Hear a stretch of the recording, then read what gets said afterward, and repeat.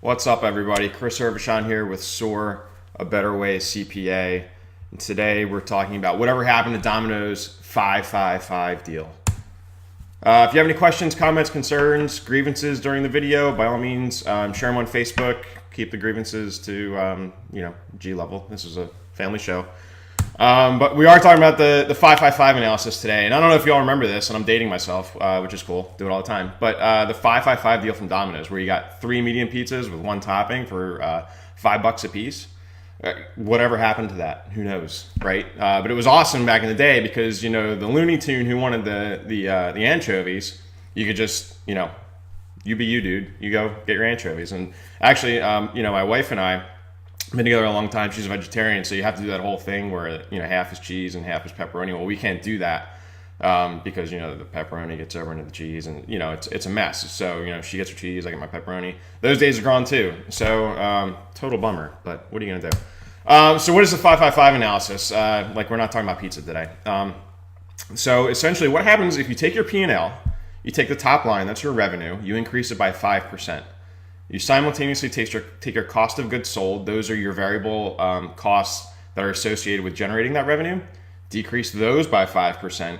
And then also cut your operating expenses. That's everything else, right? That's the non-variable stuff by 5%. Well, what happens? Where does that get you?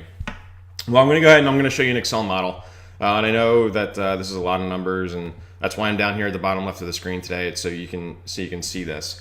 But I'm going to walk you through. And so what this is, right over here, these 3 columns, this is benchmarking data from the IRS. It goes back to 2013. These are 2 companies, one hardware, one software. Companies that are asset size 500,000 to $1 million. And as you'll see, there's this is from 2013 again. There's 446 different returns that this data comes from for software, 324 from hardware. That's that number right there. I understand this might be a little bit difficult to see, so you might need to go back and watch this video on a laptop or a desktop. The video is going to be up on YouTube and on my website on the blog by tomorrow, so I totally understand if that's the case. But basically what this does is this takes a common size P&L. So what does that mean? Well, if net sales is 100%, we start there. And your net income on a benchmarking basis for software is 9.58% of that. Well, how do we get there? Well, cost of goods sold, 7.61%. We've got other stuff, other operating expenses, 72.49%. Deduct that from that 100% and it gets you down to 9.58. Now, the average revenue for a software company, that asset size is 1.3 million. The average revenue for a hardware company, 681,000, call it 700,000. So if we extrapolate that out, and right here is where we did it with the software, 1.3 million in net sales, you get down to, applying those same percentages, you get down to 125,000 in net income on average that a software company of this size would take home, which interestingly includes owner's compensation. That's it, this right here. So that's what you would expect for a company of that size if you're benchmarking, if you're average, okay? Now, like I was saying with the 555 analysis, what we've done here is, well, we've increased that net sales amount by 5%. We've decreased the cost of goods sold by 5%. That's your variable expense. The results are over here, these 2 cells. So basically what happens is, call it a $70,000 increase, okay, on $1.4 million in revenue, $1.3 million in revenue. Decrease your other operating expenses. That's all your miscellaneous, well, not as miscellaneous, but that's all your other stuff, your fixed stuff, right? It's salaries, benefits, utilities, rent, all that good stuff. Decrease that by 5%. That's a $55,000 savings. And all of a sudden, right down here, we've got a $250,000 profit, whereby we started with $125,000. So effectively what that does is it increases your bottom line by, well, it doubles it. It's 100.38%. So 5% increase in sales, 5% reduction in your variable selling expense, that's your cost of goods sold, 5% reduction in your fixed operating expense, doubles your bottom line. So think about that. Now that's for a software company. And you might be saying, well, Chris, why'd you look at a hardware company too? Well, a software company, think about it. and you'll see this here in the gross profit, where they've got a 92% gross profit. That's enormous. And why is that? That's because if you're a software company, to generate that additional sale, it's not really going to be an additional cost. If you think about selling widgets, well, to generate that extra widget, to sell that extra widget, you have to buy an extra widget or compile an extra widget, manufacture an extra widget, whatever. So there's an incremental cost. Not so much with software. The software, the cost is really in the development, and then once you sell it, if you think about software as a service sold on the web, cloud software, to deploy that to another customer, it costs the company almost nothing, right? Not the case for hardware, which is why we look at that separately. So we did the same analysis here, but you'll see over here the difference in the cost of goods sold is less. Now, why is that? Well, I'll show you. It's this cell right here, highlighted in yellow.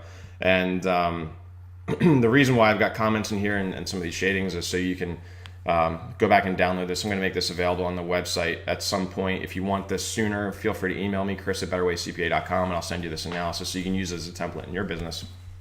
But essentially, we're not going to see a 5% reduction in cost of goods sold if we apply this analysis to some company that sells products.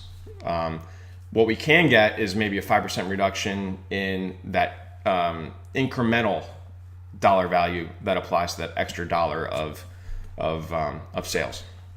So it's not going to be a straight 5%. It's going to be some variation of that. So if we expect 43.22% of a computer hardware company's sales to go to cost of goods sold, well, if we reduce that by 5%, what it ends up being is 41.1%, not 5%, right? So reducing 43% by 5% gets you to 41. So even though these sales went up, you can see it right here, this increased 34,000, we still see a reduction in cost, but it's almost flat. And that's why that is. And then we apply the 95%, which is the 5% reduction in operating costs. It gets you down to an increase in 63%. So a good way to look at this is to take your P&L, apply these percentages, and say, oh, this is where I can find money in my business. So if we think about the top line, what is this? How do we find money? It's marketing and conversions. And conversions is something that's actually really popular in e-commerce right now. So if you have people going through your store, if you have an e-commerce store and they're adding items to their cart, and then they're leaving, and that's just money that's literally sitting in a cart on your website that's not converting. Being able to do something to convert those people. So sending them an email, say, hey, you've got stuff in your cart. They've already gone. They like your product. They've already gone through the process of buying it, putting it in a cart. They just haven't paid for it, and you haven't shipped it to them. Well, send them an email, say, hey, you've got stuff in your cart. Maybe that can convert them. That's free money, right? We look at something like cost of goods sold. That's negotiation with your suppliers and also potentially taking advantage of discounts. And I'll show you that in a second. And then operating expenses, what's that? Well, it's asking, what do we really need in your business? And there's an interesting story that's in Profit First. I don't know if you've read the book. It's Profit First by Mike Michalowicz. If you're a business owner, I strongly recommend you go read it. It's interesting. But basically, he talks about how he started companies. He talks about this, but talks about how he started companies basically like duct tape and like a string, like, what do you really need in your business to generate that revenue? Revenue before cost. Other ideas here. Negotiating down utility costs. It could be like cell phone bills, taking advantage of potentially tax incentives on utilities. Some places you can get tax incentives for like high efficiency windows, doors, light bulbs, that sort of thing. Do you have software in your business that you don't really need? Can you switch to another vendor? Things like that. Those are the kind of questions that you want to be asking about your operating expenses. So what if you're thinking like right now, Chris, 5%, that seems like a big lift. Well, what if you can't do 5%, right? What if you can only do 2%? So we'll change this software number to 102%. We'll change this cost of goods number, 98, and then 98 here as well. What's the result there? Still a 40% increase to the bottom line. And that's huge. That's like nothing. That's a little bit increase in sales. The cost of goods sold for the software company, that could be as simple as just taking advantage of discounts from your vendors. So you get that 2, 10, net 30 type situation. Well, just make sure that you pay, in those 10 days, so you can get that 2%. That's money coming straight back to you. That's a discount, right? Operating expenses, if you can't cut your operating expenses by 2%, then you're in the wrong game. 2%, that's nothing. That's peanuts. You should be able to do that. So what we'll do is we'll go back here to the PowerPoint and we'll finish up. So what do we do with all that? Well, next steps would be KPI development. So when we think about increasing that top line by 2%, 5%, whatever it's going to be, that's KPI development. That's going to feed straight into your dashboard. We want to develop KPIs to put into your dashboard around an analysis like that. A good place to start is the Wayfinder. The Wayfinder is an introductory product that I offer that basically takes your business and benchmarks it, kind of like using that IRS data that we just showed a little while ago. Benchmarks it against industry norms, and we can break that into different stratifications of what an industry norm is by size, and tries to find opportunity for you and your business based on what we see in the benchmarking. A good way to go find that, it's on my website, betterwaycpa.com/wayfinder. Be happy to talk to you about that. I'll be covering that in a subsequent video. We're going to be doing some more stuff around that, so stay tuned for that. That is all I have for today. To contact me if you want a copy of that Excel file that I showed, Chris@betterwaycpa.com. Phone number 843-608-0298. You can find me on Facebook, LinkedIn, Twitter, and you can also find me on Quora, Quora. A bunch of good content out there too under Chris Herbishon. So that's it for me today. Thank you so much for spending some time with me, and I will see you next time.